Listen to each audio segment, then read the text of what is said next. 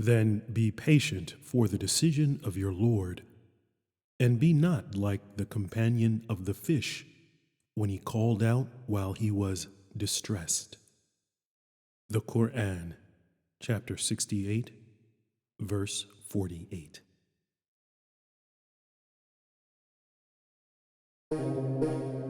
Attention, new intelligence officer. I am your Deputy Chief of Operations. The information that follows is classified as top secret. Few will be able to access these audio files. If you are listening to this, it means that not only are you one of the survivors, but you are one of the chosen and trusted ones. And so, you will be privy to what happened behind the scenes before our world changed. Guard these secrets. Keep it close hold. You have probably heard the rumors about what sparked this new order. There is a mix of misinformation, disinformation, and some tiny nuggets of facts in all that is circulating. The truth is layered. This story, narrated by one man, will tell you most of what you need to know. There are some gaps that we'll do our best to fill throughout the recordings. It will be up to you to put the pieces all together, to connect the dots, and to help us deal with the new world upon us. Here is the first audio file from the intelligence analyst whose story you must know if we are going to confront this global financial disaster. You must understand this story in order to fight the forces that have joined to destroy us. Listen closely.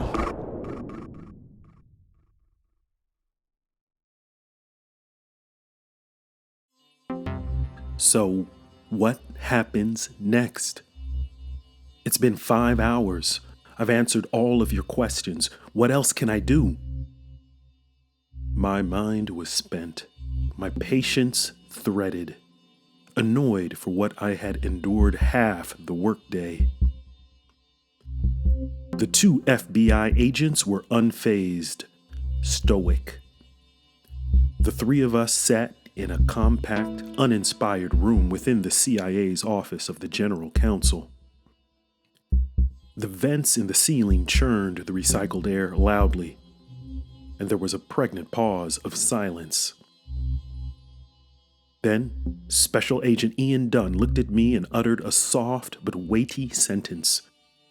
That sentence demolished all facades that they had erected meticulously during our conversation. The sentence proved that they had prepared its words long before they had even called me up into the office that morning. Well, you are going to be placed on administrative leave. Agent Dunn kept talking, but I'm not sure what else really followed out of his mouth. Those 2 words echoed. Administrative leave.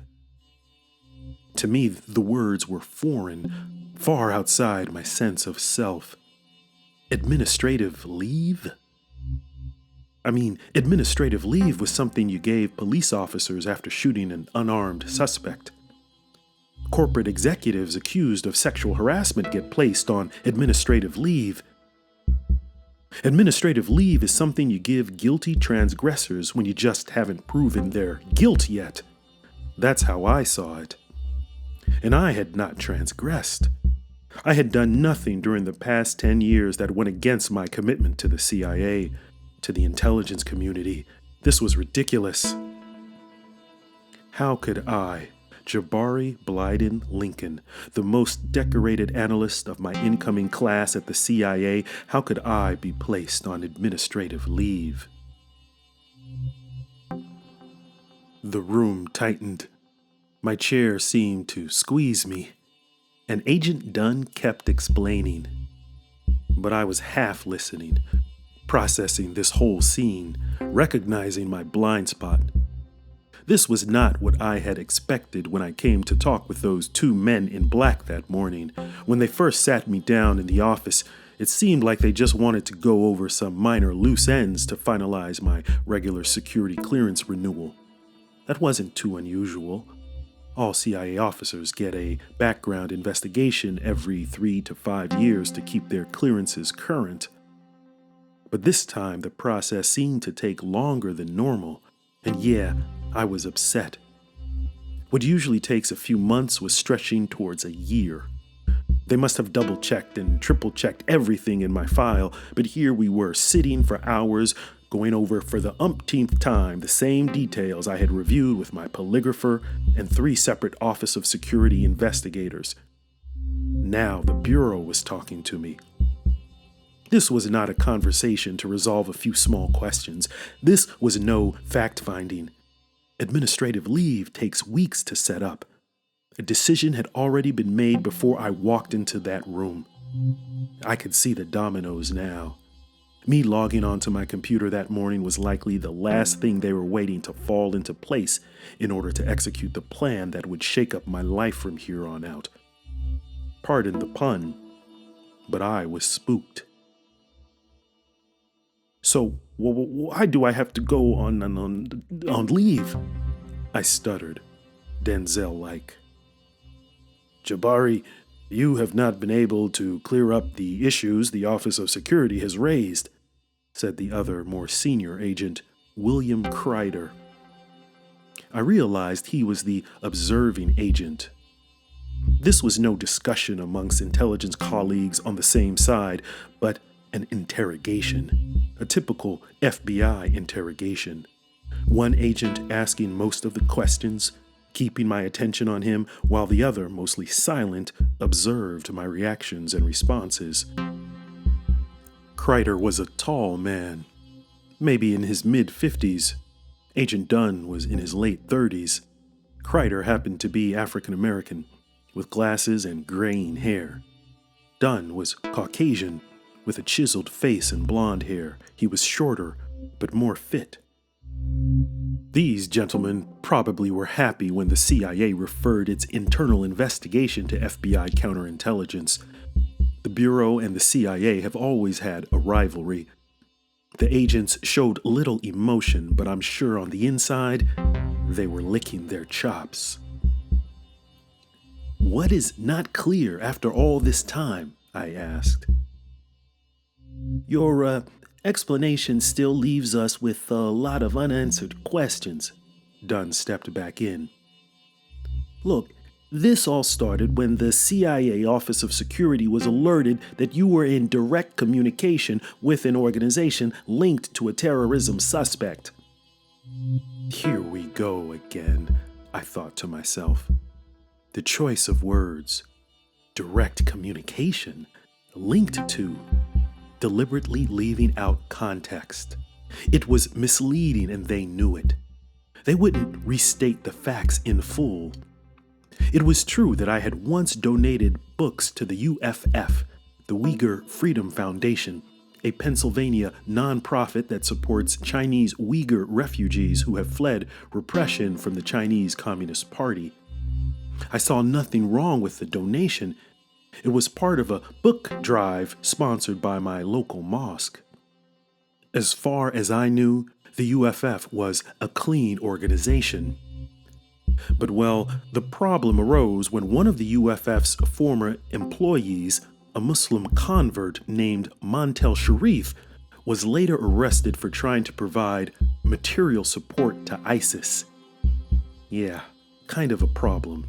Not the best optics.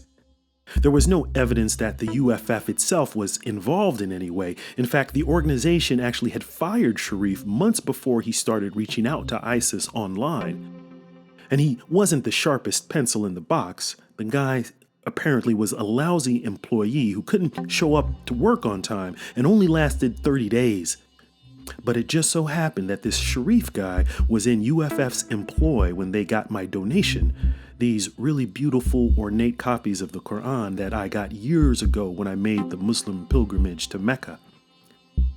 Now, I had no direct connection to him individually, but, well, if investigators with tunnel vision discover 2 unconnected 2s and end up putting them together, they're still going to make 4. As a financial intelligence analyst who had supported plenty of counterterrorism investigations, I knew all about link analysis. In fact, it was my specialty. You find connections patterns, and relationships in data that others might overlook. That was a key part of our analytic tradecraft when targeting the bad guys. My own analysis a year prior helped us disrupt an intricate al-Qaeda money laundering operation that spanned between Syria, Kenya, and the United Kingdom. I had used Finint, financial intelligence, to tie a foreign exchange company in London to a cryptocurrency ATM machine located in Nairobi. The crypto ATM wallet, it turned out, was receiving Bitcoin from an al-Qaeda facilitator in London who was funding both al-Shabaab fighters in Somalia and AQ Allegiant fighters in Syria. It was a complex web that took months to uncover, and it all unraveled because I was the only one in the CIA's illicit finance group who could make sense of a phrase on a virtual notepad of a recovered cell phone. The phone belonged to a deceased British al-Qaeda fighter in Syria. The note read, "Tumor Sarafu," without any other information or context. The other analysts in IFG thought it was just autocorrect gibberish. But I always paid attention to language. I had studied abroad in college, in Brazil one summer and a semester in East Africa, and I knew that Sarafu was Swahili for coin.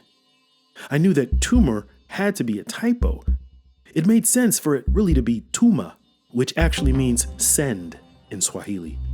And sending coins sounded like a cryptocurrency transaction. That reference led us to look at Swahili-speaking countries. Within days, with the help of an asset in Kenya, we discovered a tiny shop called Tuma Sarafu in Nairobi. It had a crypto ATM machine that you could walk right up to receive crypto. Our asset went to the shop and copied down the digital wallet address associated with that crypto ATM. With that one wallet address, we were able to map out a whole network of wallets connected to that one machine. Basically, hundreds of people who were using that ATM for crypto transactions.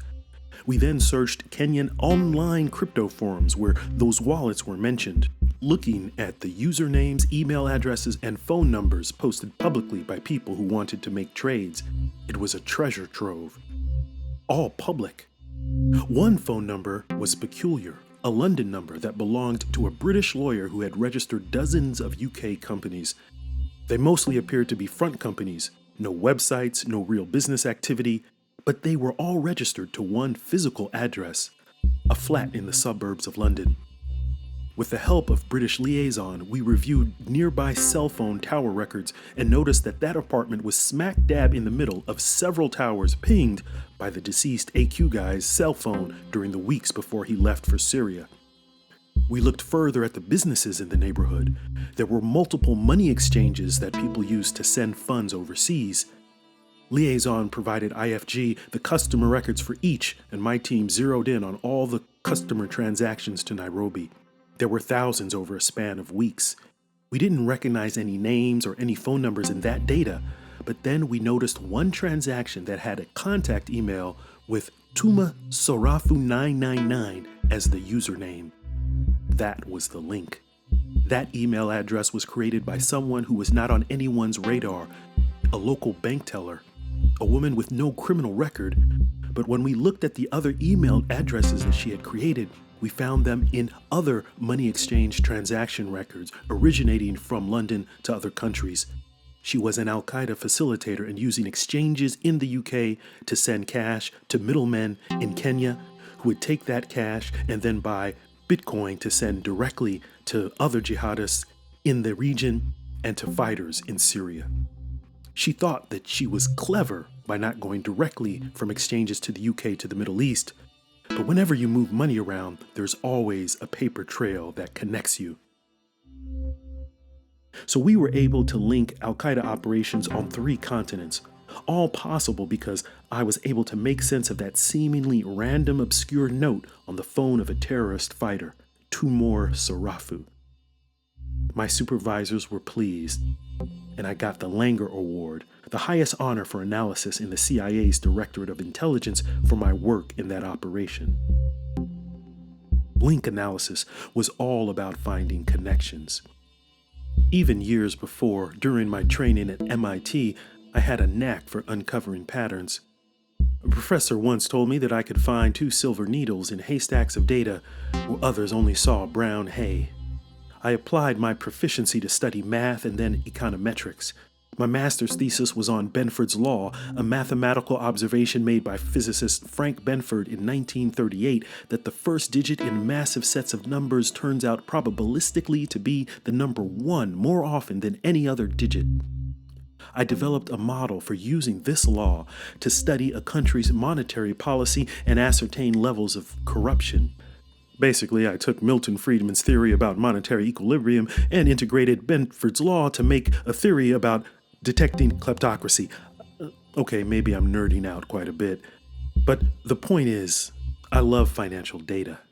It led me to work in banking before joining the agency.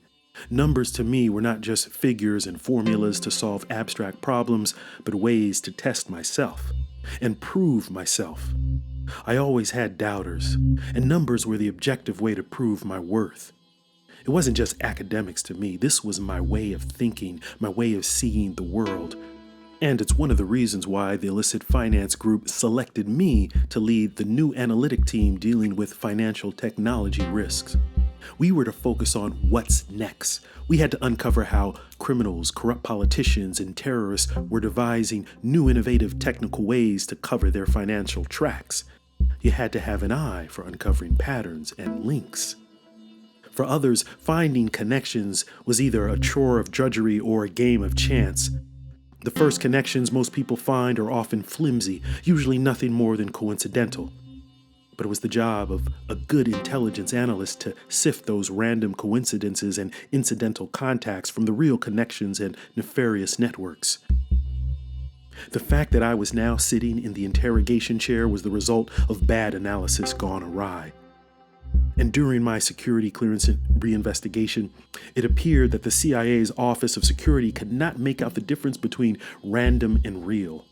My postal transaction with UFF, an organization where terrorism suspect Montel Sharif previously worked, came up in their investigation and raised the red flag. But the fact that I was also a practicing Muslim to some was another dot to connect. Yeah, I understood the dynamic. The CIA is risk-averse. It might not be politically correct, but hey, in the agency, what's suspicious on the surface is never dismissed. If questions come up during your reinvestigation, you can't take it too personal. Think of it as the cost of doing business in intelligence. You're not working for General Motors like my mom did for 30 years. You're working for the CIA. So when this connection surfaced between me and UFF, I had some explaining to do. But I knew I had truth on my side. I could grin and bear it. I took an additional polygraph test. I had those multiple follow-up interviews, hours of back and forth around the nature of my relationship with the UFF. I had no relationship. There was no there. But despite my explanations, nothing I could say satisfied the Internal Office of Security, so now my file was of interest to the FBI. I shot back at Agent Dunn's comment about how all this started. I told you I was just helping the charity book drive, I explained again. I saw a notice that the organization was seeking reading materials. Many of those Uyghur refugees have fled China with few possessions. I gifted the organization some religious books in the collection box. But these Qurans, they had your name on them, Dunn remarked. Was that some sort of message? I put J. Lincoln Library on every book that I buy. It's a family tradition. I had no idea that one of UFF's ex-employees would get arrested on a material support for terrorism charge. You do know that many charities are used by terrorist organizations, right? Agent Kreider asked, knowing good and well he didn't need to ask. I side-eyed him. Of course I know that. I've been doing counter-illicit finance for a decade, I said. Instead of feeling anxious and nervous, I now felt angry. Look, my record speaks for itself. I've led the analytic teams working on some of the agency's biggest terrorist financing targets. They don't give everybody a Langer Award, you know. Yes, quite interesting that someone with your background decided to fight illicit finance, Agent Kreider said. My background? Whoa. I'm not talking religion. It's not like that. Look, I've got relatives who've become Muslims. I'm talking about your family business. Your brother, the one who did time? Kreider said. I only have one brother, I fact-checked him. Right. Says here 10 years on drug-related charges, the older agent continued. Hung out with a pretty tough crowd in Detroit. P-Rock crew, right? Agent Kreider had done his homework, even studied the neighborhood slang. He was stepping beyond observation now. His tone was more personal, while Ian Dunn stayed distant, almost robotic, reviewing his notes. Well, yes, we grew up around Plymouth Road in Detroit. Kinda hard not to fall in with tough crowds, you know what I mean. Plus, nothing secret about my family's troubles. Both my siblings had some bad breaks and made some wrong choices. We went in different directions, but that has nothing to do with my work here and nothing to do with donating to the Uyghur Freedom Foundation. That's your story, said Kreider, but that doesn't explain this. He slid a manila folder to me. I opened it. There was a photo, 8 by 11. And? I asked. The photo was grainy, but I could make out a crowd of men at a park lined up for prayer. What am I supposed to be looking at? You don't recognize this person in the front row? Dunn pointed to a face in the congregation. I peered closer, squinting. I did recognize it. It was my shape standing in prayer. That's me, I said. After a few seconds, it hit me. This was Cricket Field in Philadelphia. The one time when my family went there for the Eid holiday celebrating the end of Ramadan. This random event years back started to materialize in my memory. Okay, yeah, that was during the Eid prayer, 5-6 years ago? I continued. Where did you get a photo of this? Agent Kreider responded. We got it from YouTube. But look closer, said Agent Dunn. In the row right behind you. You see that? That's Montel Sharif. It did look like him. I had seen his photo during a few interagency financial intelligence briefings when his case picked up steam before his arrest. I never gave him a second thought, though. He was just one of a multitude of ISIS cases the FBI had been tracking. I did remember, however, that they had said he had been radicalized 6 months prior by a fiery extremist preacher who posted his sermons online out of Australia. Since I never followed Montel Sharif in detail, I had no idea that he was a former UFF employee at the time. I hadn't even worked the case because it was mainly an FBI affair and didn't have much of a finance angle. He was a U.S. citizen and not under the jurisdiction of CIA operations. According to his case file, he had tried to reach out to ISIS but was unsuccessful. Ironically, he was so bold about his desire to join ISIS that they thought he was working for the CIA. He tried to take matters into his own hands and started going on Telegram and WhatsApp chat groups, telling people he wanted to join ISIS. The dude had no operational security. With such lousy OPSEC, it's no surprise that ISIS wouldn't take him. But it did look like him in that grainy screenshot of the YouTube video. In the row behind me in prayer half a decade ago, we were 6 feet away from each other as I was with dozens of others in that photo. I didn't think I'd ever spoken to him. So, you guys were attending the same prayer service, Agent Dunn said. I guess so, as were about 1,000 other people, I said. That's one of the biggest Eid prayers in Philly. My wife's from Philly, so we went there that one year. He's not someone that I know. We just happened to be at that same event. If he was from Philly, it's no surprise that we both were at the biggest Eid prayer. You ever talked to the guy? Dunn asked. I mean, your wife's from Philly, he's from Philly. No, of course not, I replied. You know how many Muslims there are in Philly? You think they all know each other? Look, I told you, I don't know him, never talked to the guy. This was the worst bit of link analysis I had ever heard of. But their smug attitudes made it seem like they thought that they were Holmes and Watson. Kreider and Dunn looked at each other. Then, Dunn pulled out another photo from a second manila folder. He slid it to me. This one was a close-up, much grainier. Me in the midst of a group of men, each of us hugging one person. This is customary after completing the Eid prayer.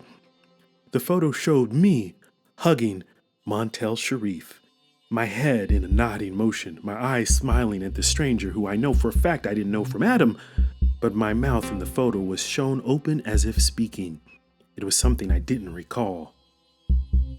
"Certainly looks like you're talking to him here," said Agent Dunn. My face fell into my palms. This was unbelievable. They didn't get it. Greeting and hugging after prayer was a standard pleasantry. It did not equate to an intimate friendship or being even acquainted outside of that one ritual setting. I probably had greeted and hugged thousands of strangers after prayer over the years. You turn to a brother on one side of you as well as in the front and behind you. You give them the greeting, wishing them peace, assalamu alaikum, with a handshake, often an embrace. The Bureau had what they thought was evidence, but not the cultural context. The picture told a story they wanted it to tell, but it wasn't reality. "I'm sure the video shows that I greeted and hugged all the other folks around me," I remarked. "Plus, didn't the reporting on him say he only became radicalized recently? We happened to be at the same Eid, but this was years before he was doing anything radical." "The point is," Dunn snapped, "you said you never talked to him. This shows differently. We couldn't make out exactly what you were saying, but you're obviously communicating with him. And if you're telling us one thing, but the evidence shows something else, then, well, the IC can't be sure to trust you." "The IC? So you two are the intelligence community now?" I asked. "Look, don't get attitudinal, Jabbari," Dunn said. "Understand that this connection poses a grave concern. I mean, you have access to the nation's most vital secrets. The damage that could be done if we had a mole in our midst with access to counterterrorism information is just unacceptable." A mole. A terrorist mole, I thought to myself. They finally said what the Office of Security had implied but would never say outright. What a slap in the face. All my analysis that had been lauded at the highest levels of the U.S. government, my time deploying to 3 war zones to support CIA and military operatives in the field, all of it called into question by this elementary connect-the-dots investigation. I remained silent.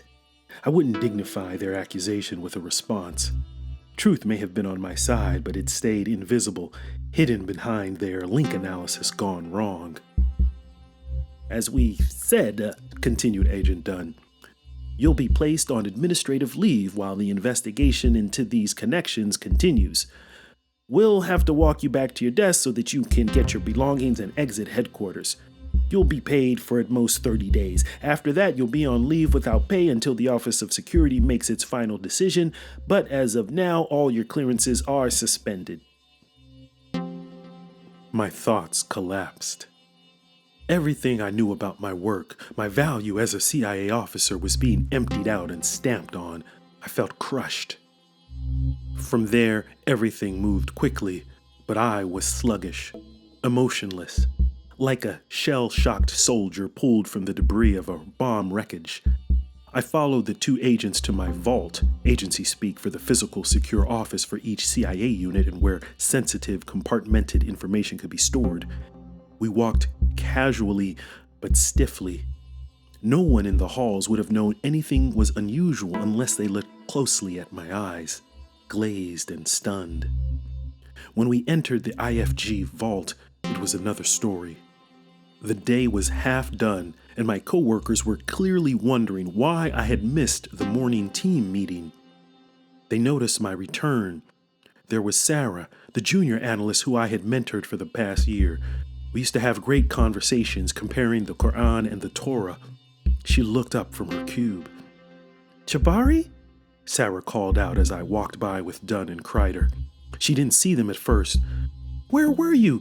Everyone missed you at the staff meeting. They were wondering if you had finished running the analysis on—" Her words muted as her mouth fell open. "Hey, Sarah," I muttered. She must have noticed it in my voice. I wasn't my confident, assured self. She knew something was off. Then she figured that the 2 men in black trailing me were actually escorting me. Her face went blank. She hushed a gasp. We kept walking to my cube. By this time, everyone in the vault had all eyes on me. My cube was next to Chuck Clifton, a former FBI guy who I had worked several illicit finance targets with. We had been through a lot together in the trenches of the CIA Analyst Corps, and we saw lots of bosses come and go over 10 years. Both of us rose up the ranks but never wanted to become managers. I mean, who wants to spend all day editing reports? So we became senior analysts, working constantly on uncovering threats and following illicit money networks.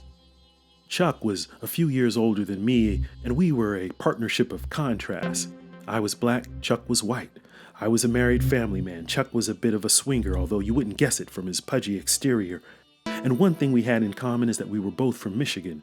Chuck was from Ann Arbor. He was raised Catholic and lapsed into a devout agnostic. I grew up Muslim, a third-generation African-American Muslim, something my coworkers never knew existed until they met me. And although Chuck and I differed, we had a strong professional relationship. Through it all, we actually became friends. At least up until this point, it would seem. Chuck watched me approach my cube, but said nothing and then shifted his eyes to his monitor. He seemed uneasy, but hid his shock much better than Sarah. I got to my desk. Agents Dunn and Kreider stood on either side of me, watching my every motion, every gesture, every breath. Chuck, the guy at headquarters who knew me better than anyone, sat in front of his computer on the other side of my cube, awkwardly pretending not to notice what was unfolding. I didn't have much time to pack.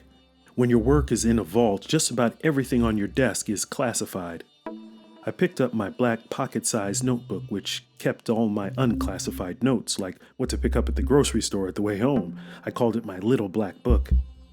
I grabbed the lunch bag that was on my desk, still full and untouched, even though it was almost 3 o'clock. One thing I couldn't take was a draft of the latest intelligence assessment I was in the middle of drafting. I had been analyzing some recent cyber attacks on Lionhead Bank in Singapore, trying to identify the culprits who had pilfered $230 million from the financial accounts belonging to local technology firms that had joint ventures with U.S. companies. I was running the numbers, and I thought I was getting close to attributing the attackers to a hacking group we had seen in other parts of the world. This was a big project, but it would have to wait. Chuck would probably handle it while I was gone, though he hadn't spent the hours with the data that I had. Then there was something else. A framed family picture on my desk. It was me, Sophia, and our 3 kids in a professional photo taken outdoors at Great Falls Park, not far from CIA headquarters.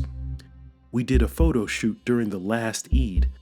All of us were beaming, as if joy was all we would ever know. I looked at that photo and wondered if I should take it with me. I mean, this was just administrative leave, right? I'd be back soon enough after they completed their investigation, I thought. They'd find that there was really no nefarious connection between me and Montel Sharif. I touched the frame, lingered on it, focusing on Sophia's beautiful smiling face, remembering the peace I felt that last time we talked on my phone during the day's morning commute. That conversation flashed back into my head. "Are you there yet?" Sophia asked, voiced through the car's audio Bluetooth. "A minute from the gate," I replied. She intuitively timed her call so that she was the last voice that I would hear before entering the CIA parking lot. "Babes, I pray all goes well with your briefing today." "Thank you, honey." "And you've never met the chairman of the Federal Reserve before, right?" she asked. I smiled. "I will neither confirm or deny who I'm briefing today, honey," I said. "I watch the news, honey," she said. "Every time you go in early, all I have to do is see what big financial meetings are being planned in Washington." "Look who has become a CIA analyst all of a sudden," I told her. "Being married to one will make you one. Plus, you'd be surprised what my clients will share when they're on the therapy couch." "Oh, yes," I said. "Did my group chief get another appointment?" Sophia chuckled. "I will neither confirm nor deny if your boss is one of my clients." Sure, maybe you won't, but your work calendar shouldn't be synced with mine." Sophia gasped. "Jabbari!" Easy intelligence collection, hun. We gotta talk about your cyber hygiene, dear. Another phone call came in, flashing a familiar number on my dashboard. I'm getting a call. It's my dad. Oh, are you gonna get it? No time. I can't deal with that stuff right now. What stuff? She asked. Whatever it is, honey, probably money for Jabril's bail or for one of Jamila's harebrained do-for-self schemes. Honey, remember we had to forego Disney World last year after I said yes to that last request. The kids were devastated. Disney World isn't going anywhere, Sophia said. Your brother, your sister, your parents, they need you now while things are going well for us. Things will be going well when I get us that trip, babe, I said. Not just Orlando. After that, we're going to do that cruise, right? The Love Boat. Soon we'll be making another run. Oh, Jabbari. Wait, looks like my client is about to show up. I better get downstairs. Talk to your family, okay? If your dad keeps calling, it must be important. I know you don't like dealing with him nowadays, but it's the right thing to do. You got to keep the trust. Well, you know the saying, I told her back. You can't just trust. You got to tie your camel, too. But you got where you are because of trust, she said. So many people question you when you joined the agency, but you trusted the process. Now look at how far you've gotten. Don't forget to trust, Jabbari. Don't forget to trust. Sophia was sharp as a whip. She never had a security clearance, but most of her family therapy clients were CIA officers and their family members. I think it must have made for creative conversations. I mean, if a patient was having trouble at work, he or she would have to figure out how to speak about those troubles without leaking classified information to an uncleared therapist. But apparently, Sophia made it work. Her services were always in high demand. If she wanted to, she probably could have been an agency polygrapher running the lie detection sessions. You couldn't fool her.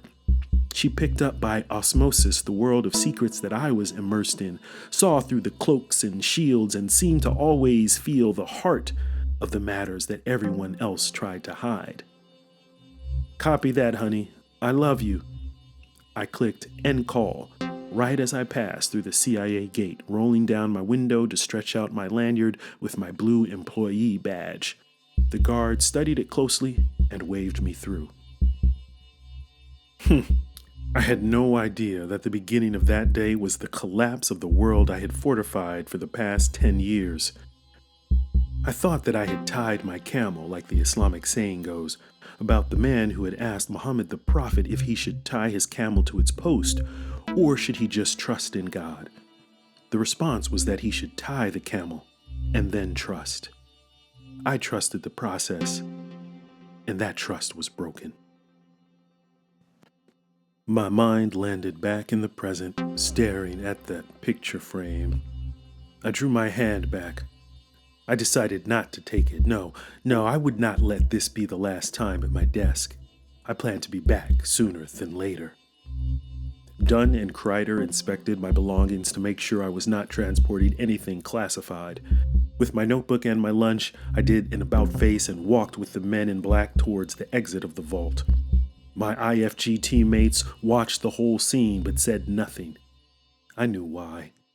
Intelligence officers, well, we're a unique breed. The good ones, the ones who stay, the ones who make it and rise up the ranks like I did, they're mission-oriented. You couldn't do this job if you don't believe in the greater mission of protecting your country from all who plan to do it harm. But to fulfill the mission, you have to have a perfect mix of boldness and obedience. To steal secrets, you must be bold. You have to break the rules, the laws, since in no foreign country is intelligence collection against the state legal. But at the same time, you must be one to fall right in line, knowing that your bold actions have clear limits. You don't buck your own system, the laws of your country, or the culture of your agency. And in the mind of most, if I was getting walked out by two agents of authority, I must have done something to warrant it. In baseball, maybe the tie goes to the runner, but intel, the security umpires call everything out. Though my team knew me and had worked by my side for years, doubt came with no benefits. My march out through the vault was a discomforting elephant in the room. It was an intelligence officer's walk of shame. They did not look me in the eye. I did not say goodbye. I walked past, my gun-toting shadows escorting me with the guilt of association, my truth invisible. When I stepped out that vault, I knew my credibility as an intelligence officer was shattered. Yeah, you see, there's something at the agency called a hall file. It's worse than what's written in your formal job evaluation. It's what the gossip in the hallways says about you. Your hall file stays with you no matter where you go. Every office, every department, even if you get posted overseas, you can't escape it. My reputation was now tainted. And as we walked through the main hallway near the CIA entrance, I saw in the panorama of faces that I flowed past a diversity of blue badgers, the career staff, and green badgers, the contractors, case officers, scientists, analysts, custodians. I saw faces that I knew. I knew that I knew them because when my eyes met them, they looked away. Yeah, you don't come back from this. You don't get accused outright of being a terrorist mole and come back in a few days on the job. I was suspended administratively, but practically, this was going to be permanent damage. We walked straight to the main glass doors that I had gone through for a decade. The CIA seal passed right below my feet, but I felt far, far away from it. Dunn and Kreider stayed on me like silhouettes even into the parking lot. They gave me space only once we got to my car. I opened my black luxury Cadillac CTS. The dark leather still smelled new. They watched as I turned the ignition, but I kept it in park for a while, brewing over when I might be back in the building. I couldn't help but think, darn it, I should have taken that picture with me. I gripped the steering wheel, not ready to leave. Staring through the windshield, I felt disconnected from my machine of Motown. Sitting in my pride and joy usually brought me pride and joy. My ride was my refuge. Dunn and Kreider were waiting.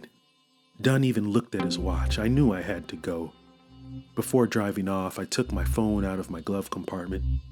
I turned it on and found Chuck's most recent text messages to me. They were from the previous weekend. He thanked me for bringing him my mother-in-law's special bean pie, an African-American Muslim delicacy. He kiddingly texted, "I swear to you, I'm about to change my name to Chuck Ibn Bilal." Chuck's humor was always a little off target, but mostly harmless. His next message was more serious.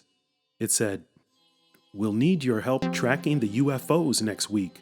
Alien body snatchers are on the horizon." This was Chuck's way of conveying classified info over our personal unsecure cell phones. It was just made-up code speak. The UFOs were really cyber hackers. The alien body snatchers were just malware that would corrupt financial programs. But I ignored those messages. I typed my reply. "Crazy, what just happened? This is unacceptable. Let's chat later. Also, can you pick up my Great Falls family pic on my desk and drop it off when you have time? Or maybe I can get it at your place." I pressed send. My commute home to Arlington, Virginia usually took more than 30 minutes during rush hour. But even though I left the CIA gate before traffic picked up, it was my longest drive ever. I replayed the day over in my head. How did I, the analyst who always sees what's up ahead and around the curve, how did I not see this coming? And how did my incidental contact that, while quite coincidental and should have been seen as no harm, no foul, how did it get flagged for the most flagrant sin that could be suspected of an intelligence officer, being a traitor?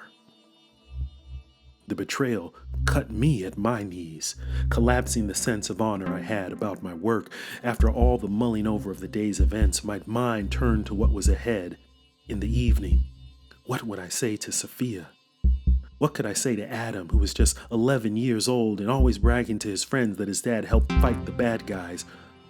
Our twin daughters, Noor and Iman, were 4 years old and had little awareness of Daddy's job. But I still felt that my storybook life, from interpreting graffiti on the streets of Detroit to interpreting intelligence for the highest U.S. officials, even for the president, was now unraveling. I had no idea what else was happening in the world. The shock of the events of my day kept my attention away from the news. I turned on the radio when I took the exit off 495. I caught the end of Business News Hour, just coming back from a commercial. Then an announcer. Breaking news from our Asia Bureau. In Singapore, a shocking discovery as the head of Nigeria's top anti-corruption unit is found dead in his hotel room. Solomon Oluchi was attending the Transparency International Conference in Singapore and was scheduled to present a study on corruption in Nigeria's financial sector. Mr. Oluchi, aged 50, was seen as a reformer fighting an uphill battle against corruption in his country and was making steady progress. He was found dead of apparent respiratory failure. Police are investigating. I clicked the news off. Normally, any other day, this would have been my bat signal. I would have turned the car right around and headed straight to Langley, where I would roll up my sleeves to learn all I could about what had just happened in Singapore. Many people didn't realize that following Nigeria, corruption was a huge priority for the CIA. It had been a big U.S. foreign policy priority for years. But with the growth of Boko Haram and the millions of dollars in U.S. military assistance given to Nigeria, we were uncovering the networks that siphoned those dollars away from the counterterrorism fight and toward the personal pockets of unscrupulous Nigerian officials and middlemen. And there were even reports of U.S. supplied military equipment ending up in the hands of Boko Haram themselves. The circles of corrupt politicians and jihadist financiers sometimes overlapped. Back in the vault at my desk, I'd have had all the classified systems and databases at my fingertips, combing through FININT, but also going over signals intelligence, or SIGINT, from the NSA, plus HUMINT, the human collected intel from vetted CIA sources who might be on the ground in Asia or Africa. More often than not, I'd be pegged as the one to provide the top article in the President's Daily Briefing, the PDB, to give him our best analysis of the situation. Typically, this would mean an all-nighter for me. But not this time. I arrived at our block. I made it to the driveway, pulled into our garage, and sat for a few minutes, blankly. I clicked my mobile phone to wake it, and tapped at my banking app, pulling up my joint account. Nothing unusual in checking. $7,000. Then savings. $55,000. Hard earned over the years with several annual performance bonuses, danger pay from my 3 war zone deployments, and some funds still left from selling our condo before the twins were born. Hopefully, I would still give my family the trip to Disney World that I never got growing up, and that love boat cruise for the honeymoon Sophia and I never really had. I spied my lunch bag on the passenger seat. I hadn't eaten since breakfast. I opened up the bag and felt for my sandwich. I touched a paper inside. I hadn't noticed it before. I pulled it out. On it was a small piece of white paper, thin enough to fit into a fortune cookie, with tiny writing typed. I squinted. It read, "Your name is recorded in Sijin." That was Sijjin. Your name is recorded in Sijin? What in the world? Was this some kind of sick joke? When did that get there? I didn't know who could have put it there, but I recognized the reference. It pointed to scripture. It was an odd reference to a verse in the Quran. There's a verse where the word Sijin is described as the record of the wicked, a preserved record for those who were fraudsters. But the word also linguistically was related to the Arabic word for prison. Not something a Muslim or any intel officer would want to be associated with. My name is recorded in prison? This was some cruel addition of insult to my injury.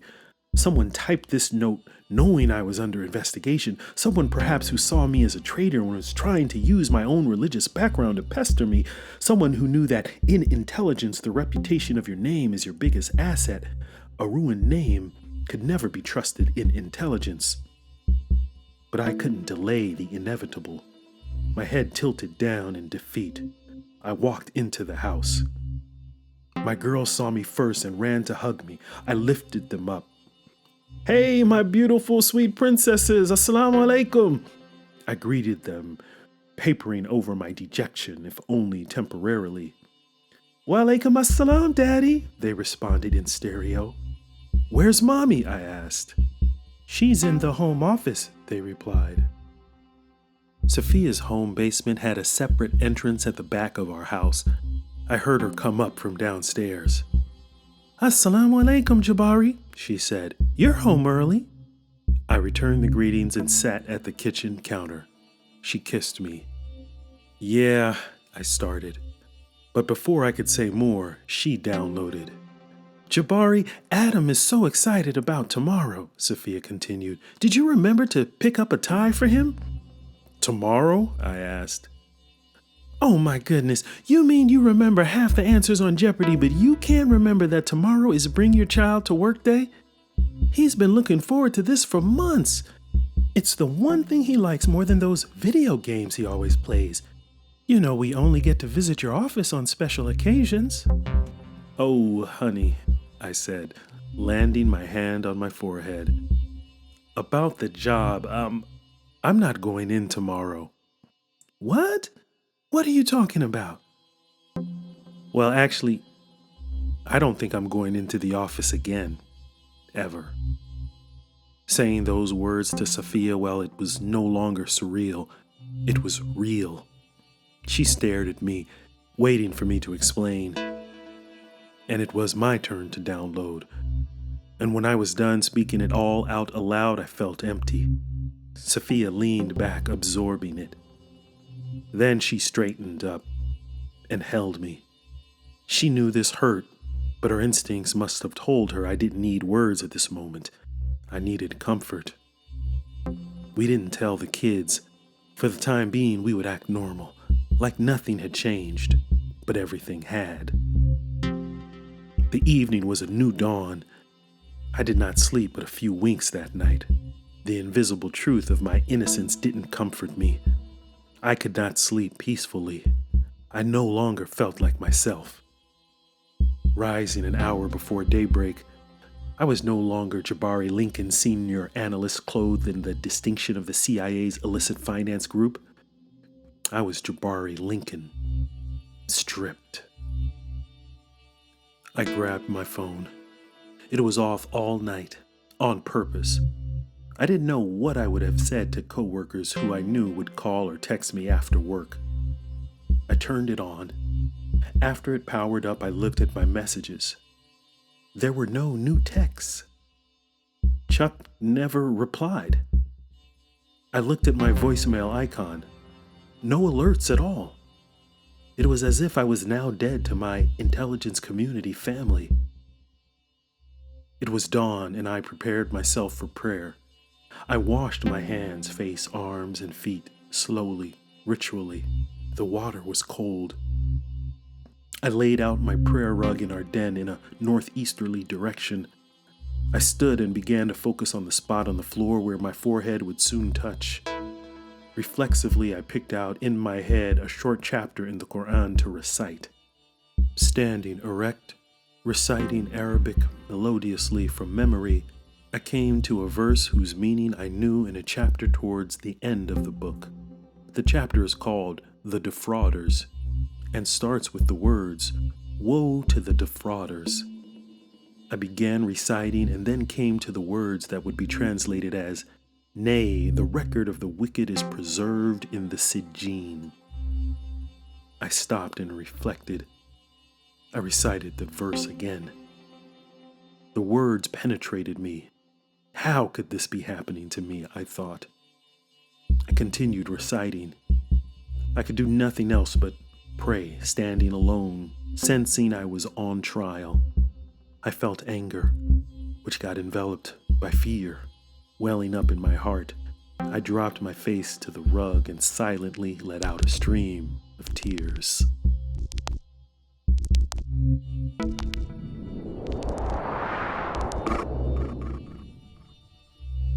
So this is what we know happened the next morning at CIA headquarters. The IFG group chief walked into the conference room and called the rest of the team of analysts to order. She had 20 minutes before she would have to report to the directors' meeting. "So what's the top item in the morning traffic?" she asked. Definitely the Oluchi death, Chuck said with a notepad and cup of coffee in front of him. It's likely to throw a wrench into Nigeria's anti-corruption progress. Those CT funds we're providing are more likely to wind up now under mattresses in Lagos penthouses. Yes, but do we think there's foul play? The chief asked. Unclear, said Chuck. No sign of any physical altercation at his hotel room. Before he could give more of his analysis, IFG junior analyst Sarah interrupted. Are we not going to talk about what happened here yesterday? She said to the whole room. What? How are we not talking about Jabbari? The rest of the room tensed up in silence. The other analysts tucked their hands close to their bodies, not wanting to be noticed. Only the group chief felt authorized to speak. Thank you, Sarah, for your concern, she said. We understand it, but rest assured that the status of Jabbari Lincoln is a matter with our Office of Security and other relevant coordinating agencies.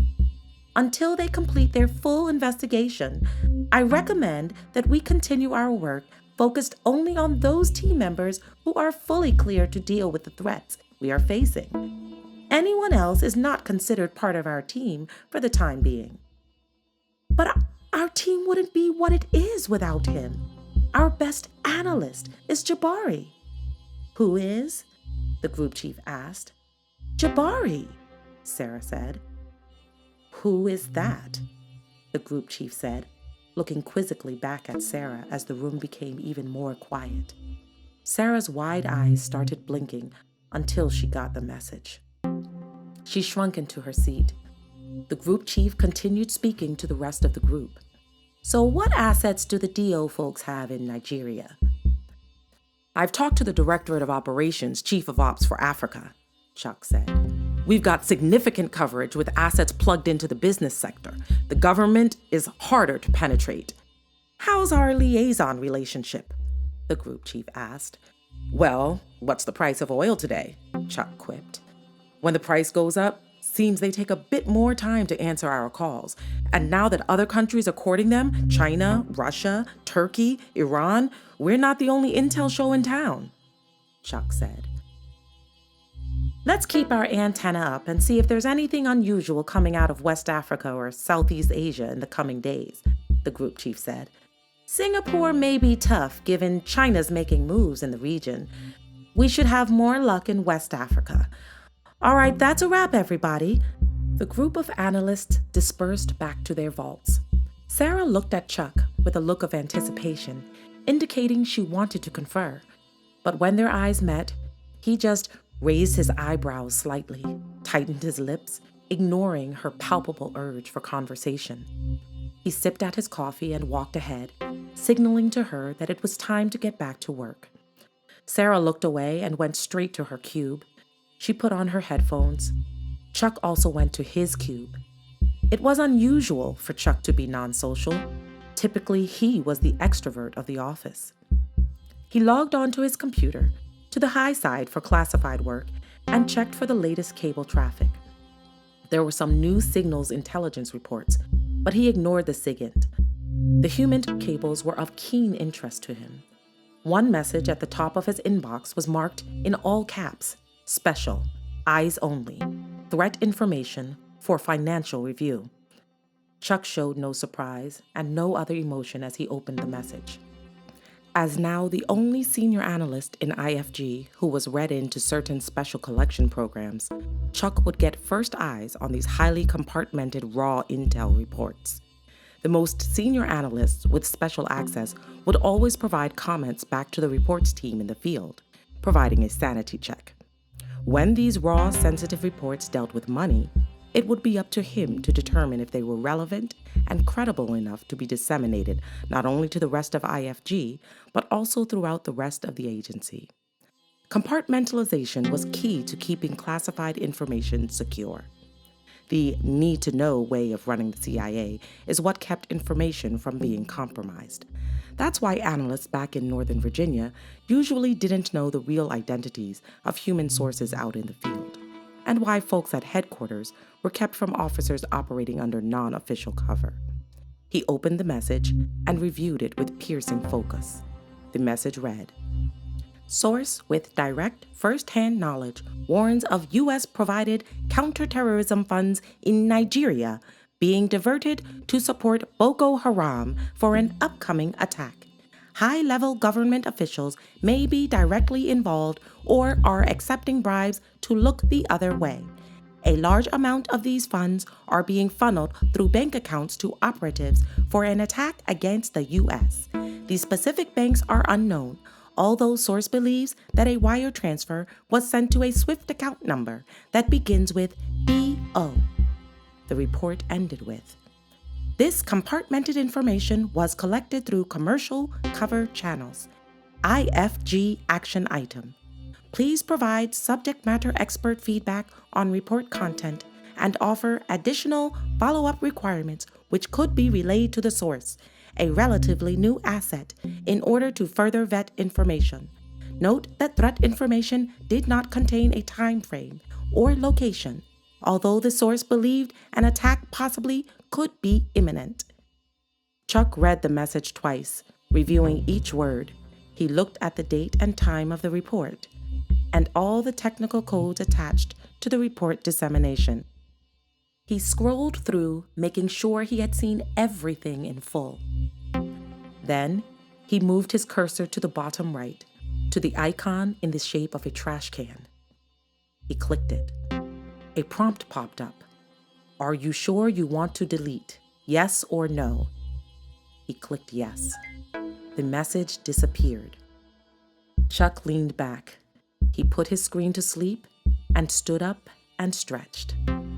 He looked at Sarah a few cubes down, transfixed on her own monitor.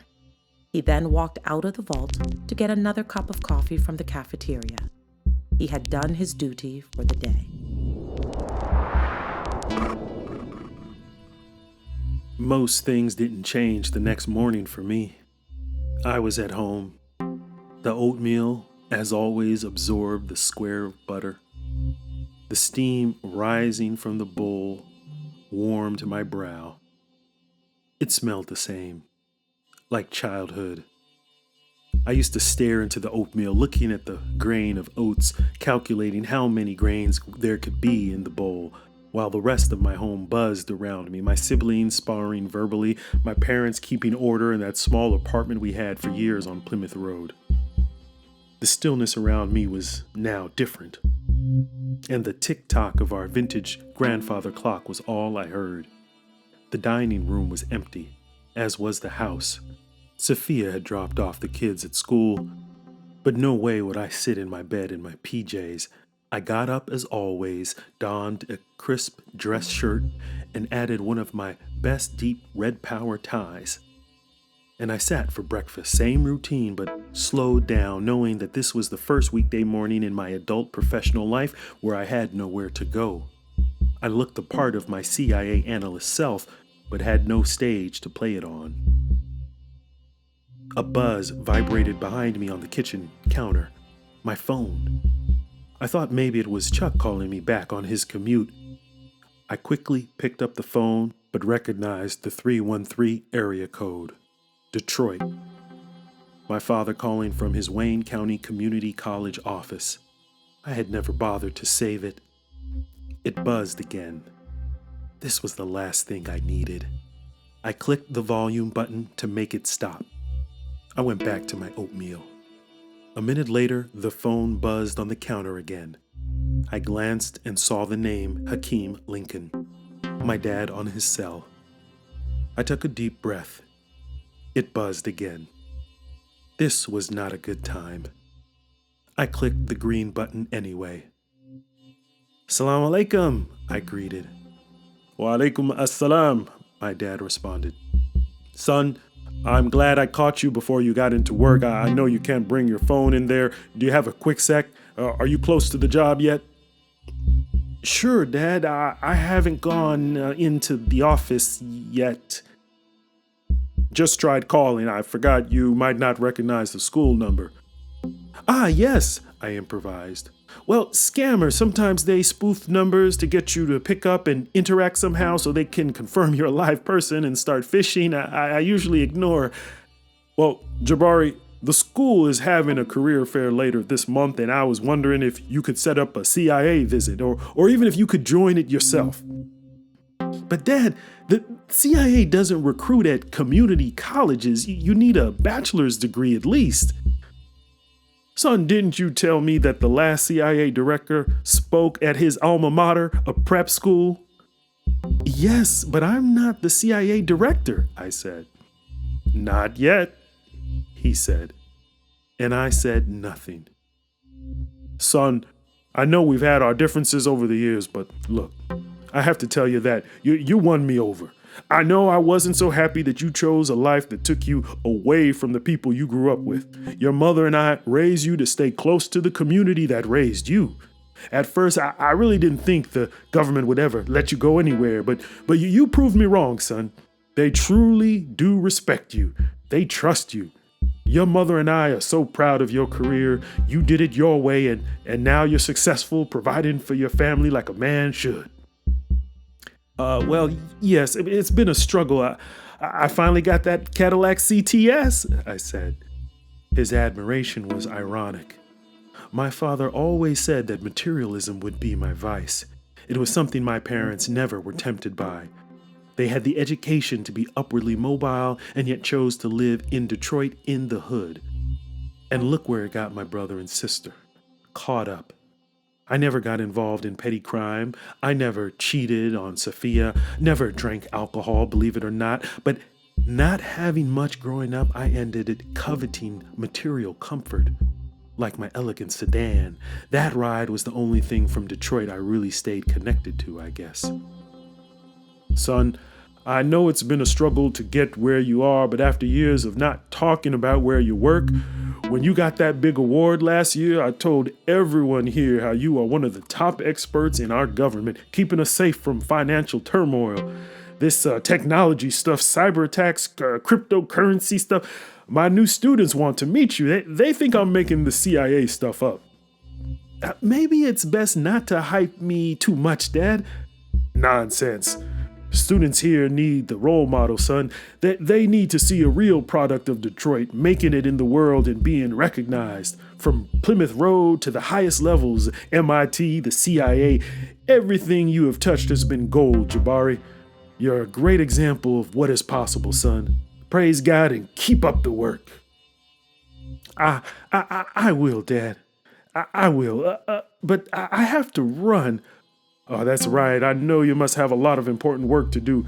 Well, one other reason why I called so early, it's a small emergency. What is it? I asked. Well, your sister's shop burned down 2 nights ago. No, what happened? Was anybody hurt? No, it was empty, but we think we know who did it. Who did it? It wasn't an accident? No, there were empty gasoline canisters all around. They didn't try to hide it. Not sure which gang it was, but, well, I don't know. Maybe the past was catching up with her. But she's been clean, right? I asked. Jamila is on the straight and narrow path as far as we know, he said. So do the police have leads, and will insurance cover it? We told them all we know, so we'll see what they can do, but catching them won't bring the shop back, and well, Jamila didn't have any insurance. No insurance? That makes no sense. What was she thinking? You know your sister, always the risk taker. Man, you always said if our address was in Palo Alto instead of Detroit, she would have been a tech millionaire. Yes, Jamila was the independent one, the imaginative one. You were the brains, the analytic one. And your brother, the muscle. Could have been a good team. That's why I wanted you here with us after you graduated. But anyway, the damage is $48,000, which is why I'm calling you, son. Your mother's 401k, got demolished with the financial crisis, and I pulled out all of my retirement funds for your brother's last few bail bonds. Jamila's not going to ask, so I'm reaching out. Do you think you could help her to get the shop back open? Could you spare it? His question was worded lightly, but it carried much weight. He dropped it on me. The silence for my response was equally heavy. Well, I want to help. It's just that we don't have those kinds of funds available right now, and Sophia's practice is going through a bit of a lull. Wow, 48,000 is pretty steep. I wish I could help. I really do. My voice faded, leading him to hopefully give me an out to relieve me of the pressure of this request. I needed him to withdraw it. He did. Oh, I understand, son. I know you have family and expenses, no problem. I just needed to ask. Yes, I'm really sorry. No, don't be sorry, Jabbari. We're so proud of you. We love you and all you're doing. Don't worry, we will find a way somehow. Don't even worry about it. The Lincolns always find a way. Gotta adapt and stay adept, right? Yes, we do. All right, son. Let you get to work, and I have to prep for my first class, but think about that other thing. If there's any way you could bring CIA recruiters to Wayne County Community College, we would welcome it with open arms, okay? Assalamu alaikum. Wa alaikum assalam, I replied, trying to match the strength in his voice. He hung up. I stared at my device. The screen locked and showed 8 o'clock, and I was weak. This day was going to be harder than I thought, so I undid my tie and unbuttoned my shirt. I put the bowl in the sink and went to the bedroom. I clicked the remote to turn on the TV. The cable news anchor was talking about Solomon Aluchi's mysterious death and Nigerian corruption. The news ticker read, 100 million stolen from Nigeria's central bank right before anti-corruption official died. I pressed mute. I wanted no more noise. I got back in bed, pulled up the white covers, watching the pantomime of newscasters on the screen, with images of paper Naira bills and computer screens. I didn't care what they were talking about. For a decade of my life, I was on the front lines, entrusted with my nation's secrets, but I was off that battlefield now, injured with more than a flesh wound, because the perception of treachery in the world of intelligence is lethal. I wrapped the white sheets around me, feeling like they were flags waving. I had nowhere to turn, so I merged with the bed and embraced my retreat.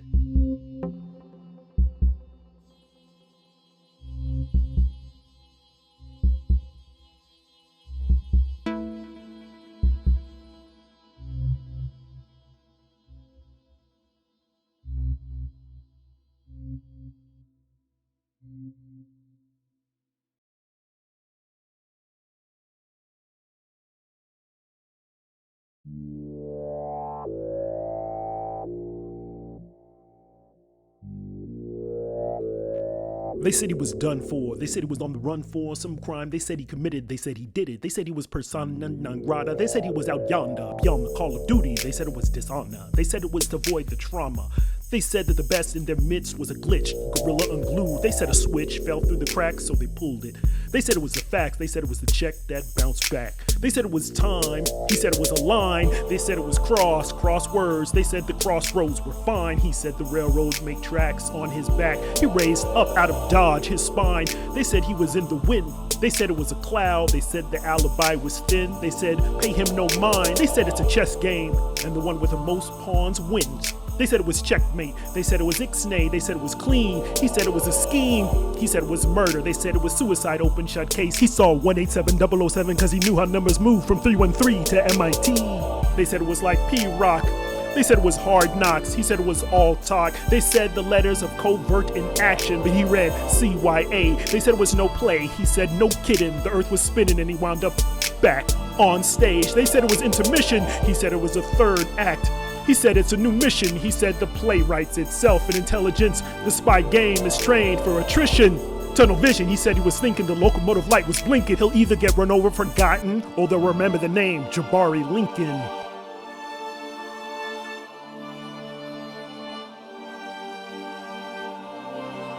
The Jabbari Lincoln Files, Season 1, The Mansa Protocol. The Jabbari Lincoln Files is a Sine Curve Studios production. Story written by Yahya Jatta Fanusi, who also produced the sound design. The Jabbari Lincoln point of view narration is by Yahya Jatta Fanusi. The Deputy Chief of Ops point of view is narrated by Farida Abdul Tawab Brown. The Jabbari Lincoln cover art designed by Marilyn Wu and Jasmine Manning. Sine Curve Studios would like to thank the following for constructive story feedback: Chandra Caldwell, Ross Tierney, James Brown, Farida Abdul Tawab Brown, Justin Vitfelt Matthews, Andrea Usain, Jamila Kaleri, Tam Hussein, Faisal Abdul Rahman, Imam Salim Mutman, the Babatunde Bays. For story writing consultation, Cameron Pasha, Sahir Vora. For banking and crypto consultation, Linda Jang. For media strategy, stylist Akira's The Annie Agency, Scott Guerrero and Kathleen Chen. In-house counsel and support, the firm of Fatima Ihsan Radia and Layla. Watch for a new episode next Thursday and visit Jabbari Lincoln's blog at jabbarilincoln.com. Peace.